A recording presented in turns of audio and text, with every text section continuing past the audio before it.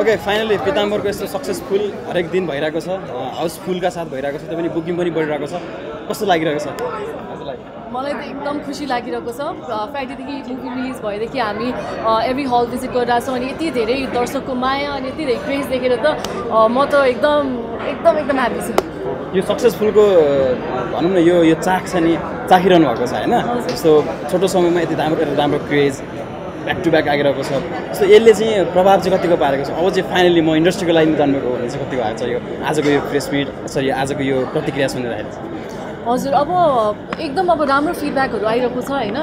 so I'm very hopeful अब अझै आगामी दिनहरू अझै दर्शकहरूले हेर्नुहुन्छ अझै फिडब्याकहरू दिनुहुन्छ तर सो फार जसले मुभी हेर्नु भएको छ उहाँले चाहिँ राम्रो काम गरेछौँ पहिलाको कामभन्दा अलिकति इम्प्रुभमेन्ट पनि भएको छ भनेर भन्दै हुनुहुन्छ होइन अनि यो सब सुन्दाखेरि चाहिँ एकदम आफूले गरेको काम आफ्नो मेहनतहरू पनि राम्रो गरेको जस्तो हुन्छ एकदमै राम्रो छ सबैजना लास्टसम्म हुक्ड हुनुहुन्छ फिल्म मैले भर्खर फर्स्ट टाइम हेरेको होइन 3 दिन पछाडि यस्तो इन्गेजिङ छ सबैजनाको एकदमै प्रपर प्रेजेन्टेसन छ कहीँ पनि ओहो यो चाहिँ मिसयुज भयो या यसमा चाहिँ पुगेन भन्ने खालको छैन अब निर्धक्क भएर फिल्म हेर्नु भएको छ हेरिसकेको रिभ्यूहरू पनि आइसकेको छ एकदम न्यू इयर चाहिँ यो लास्ट इयरको क्लोजिङ पनि एकदम दामी भयो अब नेक्स्ट इयरको ओपनिङ पनि एकदमै खतरा हुन्छ यही कन्टिन्युटी भयो भनेदेखि एकदमै गाह्रो त्यो हजुरको पानीको सिन थियो नि त्यो फाइट होइन त्यो 3 दिन 4 दिन पानीमा खेल्दा त्यो जुगाले टोक्ने त्यो अनेक भयो त्यसपछिबाट 2-3 दिनसम्म त त्यो एलर्जी भयो सबै होइन त्यो ब्याक्टेरियल इन्फेक्सन भयो अनि पछि 1.5-2 महिना 3 महिनासम्म चाहिँ स्किन ड्राई भएर इची भएको एकदमै इची भएको क्या अनि त्यो त्यस्तो खालको प्रब्लम कति भयो अनि सौगात र मेरो त्यो एक्सनको बेलामा चाहिँ चिनी मिल थियो घाम लागेको बेलामा जस्ताको त्यो 47 डिग्रीमा चाहिँ जस्ताको त्यो फ्याक्ट्रीमा फाइट गर्नु परेको थियो है अनि एकदमै गाह्रो भयो त्यो पुल अफ गर्नलाई अनि फेरि अरू बेला पनि गाह्रो हुन्छ तर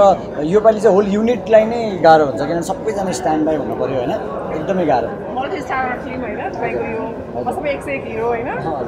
कतिको तपाईँलाई इन्जोय पनि भयो अलिकति सुन्दा थ्रेड फिल भयो कि भएन एक्सन सिनहरू भएको हिसाबले त्यो त्यस्तो खालको इन्सेक्युरिटीबाट त म धेरै पहिला मुक्त भइसकेँ होइन पूजा साकी गर्दाखेरि पनि अब नयाँ चिज के गर्ने त अडियन्सको लागि चाहिँ त्यो कम्बिनेसनहरू नै मेरो लागि अब नयाँ एक्सपेरिमेन्ट हुन्छ भनेर चाहिँ पूजा सार्कीमा पनि एक हिसाबको कम्बिनेसन थियो अनि अहिले आएर त्यही चिजको अझै बढेको त्यसमा 3 जना थियो नि यसमा 6-7 जना छौँ हामीहरू होइन त्यो इन्सेक्युरिटिज केही पनि थिएन अझ सौगात दाइहरूसँग गर्दाखेरि त कस्तो भयो नि अनुप दाइ सौगात दाइहरूसँग गर्दाखेरि त कसरी बेटर हुन्छ त एकअर्काको चिजहरू भन्ने होइन अनि धेरै कुराहरू सिक्न पायो दाइको अप्रोच दाइको अप्रोचहरू सौगात दाइको अप्रोचहरू सिक्न पाइयो हिरोइन भयो भने झगडा हुन्छ अरे भन्दाखेरि चाहिँ हिरोहरू नै धेरै भएको फिल्ममा चाहिँ कति कुरा भयो हाम्रो त हिरोइनहरूको झगडा पनि मैले देखाएको छैन खास चाहिँ किनभने दुईवटा हिरोइन भएको फिल्महरू त गराएको छु हामीहरूको त त्यस्तो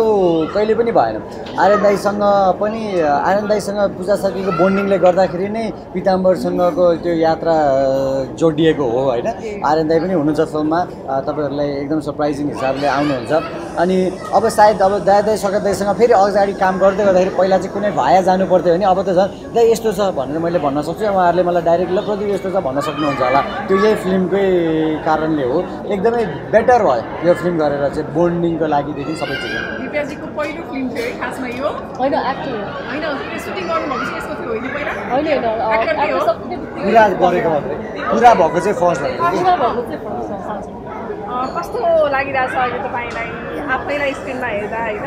अनि यति धेरै एक्टरहरूसँग तपाईँले योभन्दा अगाडि उहाँहरूलाई सायद भेट्नुभएको थिएन होला पर्सनली होइन उहाँहरूलाई हेर्नुहुन्थ्यो होला होइन आज यति धेरै एक्टरहरूसँग एउटै फिल्ममा तपाईँले काम गरिराख्नु भएको छ कस्तो फिडब्याक गर्नु भएको छ उहाँले कतिको सहयोग गर्नुभयो तपाईँलाई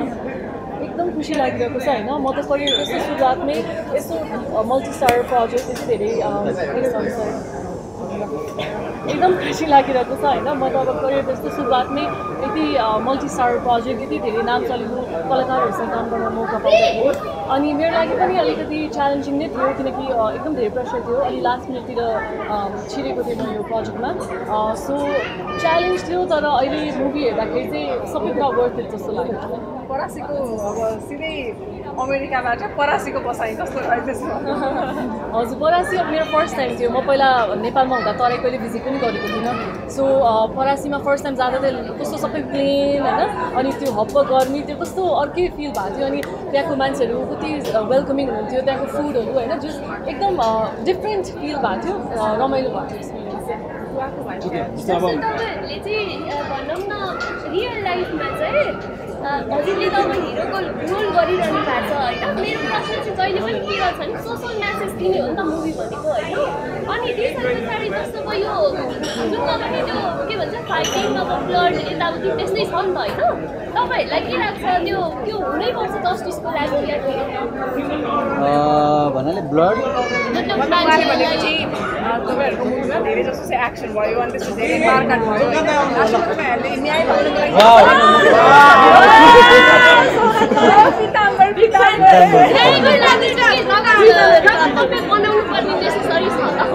अब त्यसलाई सर्टकटमा भन्नु पऱ्यो भनेदेखि चाहिँ अलग अलग टेस्टको कुरा हो होइन अब हेल्दी चिजहरू मात्रै खाइन्छ भन्ने छैन तपाईँ आफूलाई सोध्नु अनहेल्दी छ भने थाहा पाउँदा तपाईँ खानुहुन्छ खानुहुन्न होइन लाइफ हो सबै चिजहरू एक्सपिरियन्स गर्नुपर्छ कि त बोइल्ड मात्र खान्छ हामी त भन्ने भए अलग कुरा होइन भेज हो ल स्वागत छ होइन हामी स्क्रिनमा हुनुहुन्छ के भन्न चाहनुहुन्छ भाइ कस्तो रेस्पोन्स आउनु भयो तपाईँले एकदमै राम्रो रेस्पोन्स आएको जस्तो लाग्छ म पनि बसेर हेरेँ आज फर्स्ट टाइम हेर्दैछु एकदमै रमाइलो लाग्यो बेला बेलामा हल्ला बेला बेलामा जति जे चाहिनु पर्ने हो एकदम ठिक्क ठिक्क दर्शकहरू समक्ष पुगिरहेको जस्तो लाग्थ्यो त्यो जे भन्न खोजिराखेको र एकदम फलो गरेर राख्नु भएको थियो सबैले जस्तो लाग्छ एकदम इङ्गेजिङ पनि लाग्यो मलाई र एकदम खुसी लागेको छ अरूभन्दा पनि दर्शकहरूले मन पराइदिनु भयो यो फिल्म उहाँहरूकै लागि थियो र उहाँहरूले नै यति धेरै मन पराइदिनु भएको छ त्यसको लागि सबैलाई थ्याङ्क यू भन्छु म